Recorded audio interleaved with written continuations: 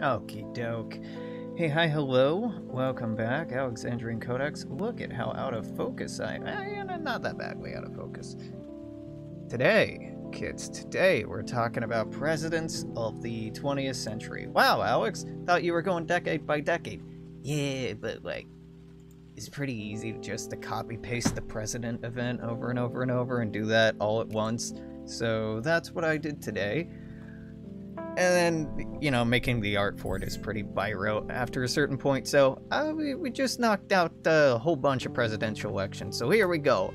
1900, 1904, 1908, 1912, 1916, 1920, 1924, 1928, 1932, and 1936.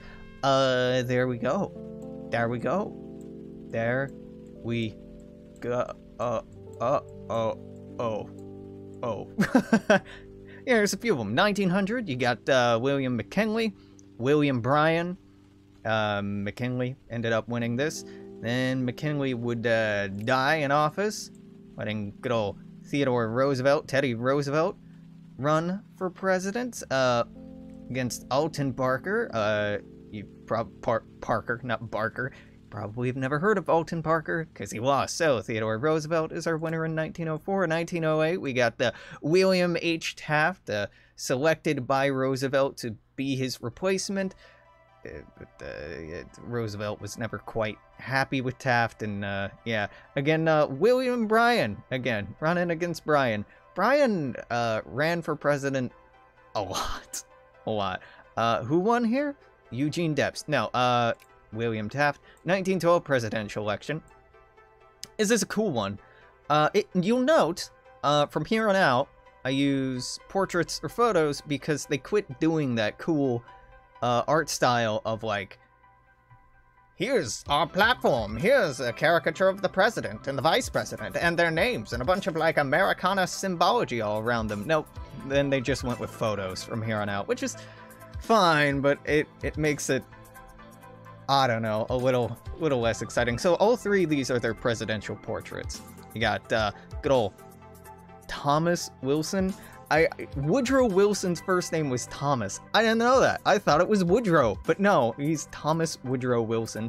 We got Teddy, and we got Taft. Theodore Roosevelt jumps in 1912 being like, you know what, Taft? You're making a mockery of my policies.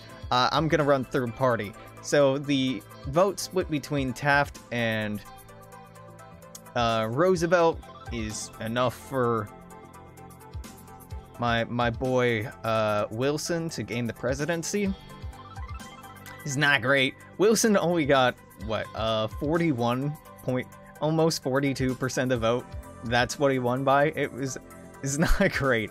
Roosevelt and Taft combined was 50.6%. So if they only ran one or the other, they would have won. If they had only run Taft, they may have won. If they had only run Roosevelt, they absolutely would have run. And then Eugene Debs, again, just hanging out. But this went to Wilson, 1916. Here we have a photo of Wilson against Charles Hughes.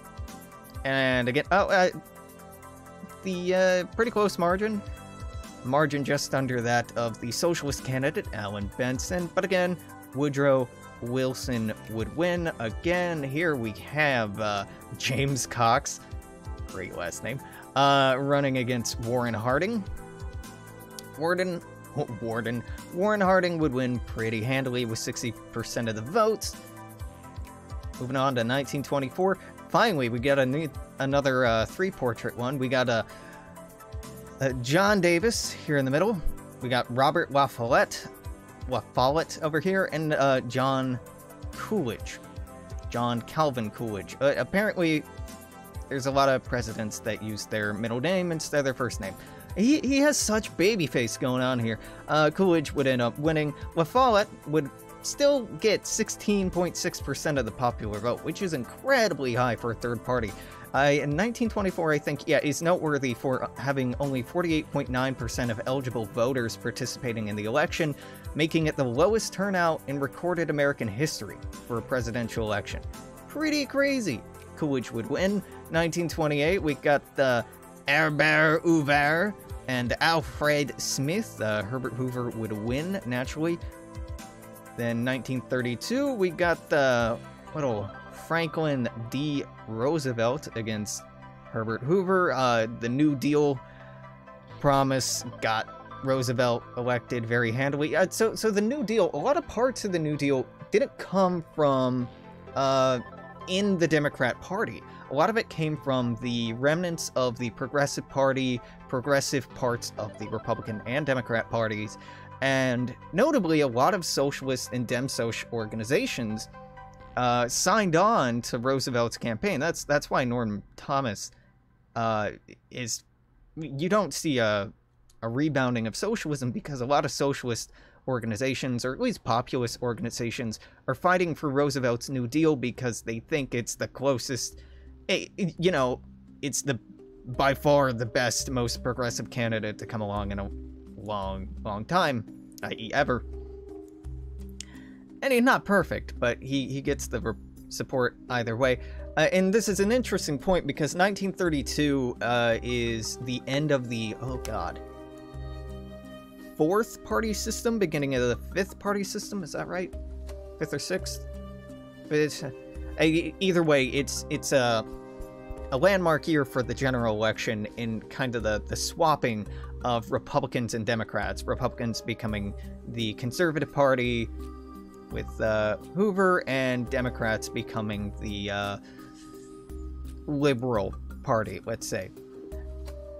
And if you look at the description of the events, particularly in the 1900s, for like 3 of the fucking elections, I'm like, there's really no difference between these two platforms. They're the same thing. They were basically just the Republican platform, and the Democrats were like, yeah, but like, what if we have free silver? Like, it's the Democrats and Republicans for a long time in American history have been mostly the same. You know, they like to point towards individuals like the Roosevelts or Lincoln, or, you know, really standout people along the way, like Reagan, to try and put their ideology of their party around. But the truth is, both are pretty pro-corporate. I mean, even at this time when they're like anti-business, neither of these motherfuckers were truly pro-labor.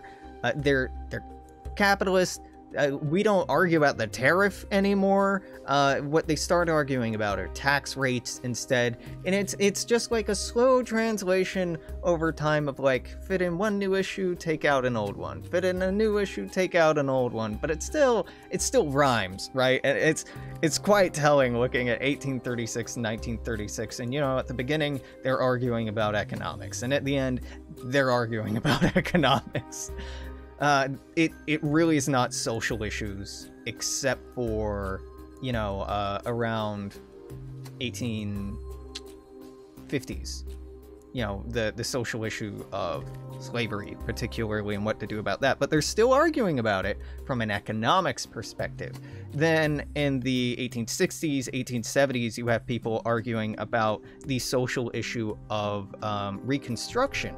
But again, the way that they're doing it, particularly the Southern Democrats, are arguing against it for fiscal and economic reasons. Whereas the North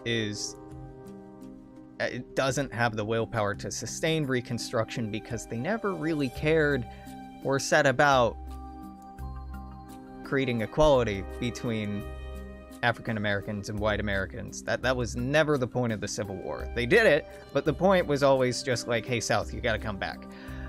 And then we see them get into like pro-tariff, anti-tariff again, pro-silver, pro-gold, thing like, we should tax more, we should tax less, we should invest more in the economy, we should invest less in the economy. And that's really all they fucking argue about. It's incredible. Being someone whose worldview and whose political view is so colored by the importance of labor issues and social issues and like actually materially impactful issues, it's not wildly surprising looking back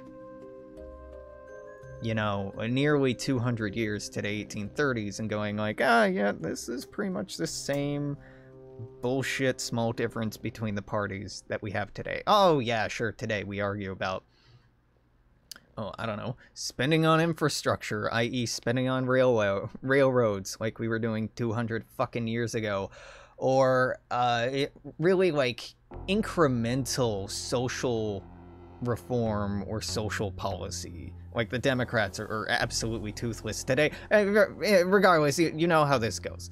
Roosevelt wins, smiling Roosevelt wins. And that's it. That is what I've done today. What's nice is that's out of the way, so I think I'm gonna keep streaming for a 1900s or 19aughts events list, and then we'll go and code that, then we'll do a 1910s, then we'll go and code that, then we'll do a 1920s, then we'll go and code that, then we'll do a 1930s, we'll code that, and then we're done with this. And then I've talked about the other shit I want to get into. We'll see if we do or not. It'll just be exciting having more content through the end of the 20th century. I'm obviously going to be running a test game or two in the interim, but like I after us getting through the end of the Civil War, it's mostly just like making sure the politics don't do anything too fucky. And they don't, mostly, so I'm pretty happy with it as it stands. We just gotta put in some finishing pieces.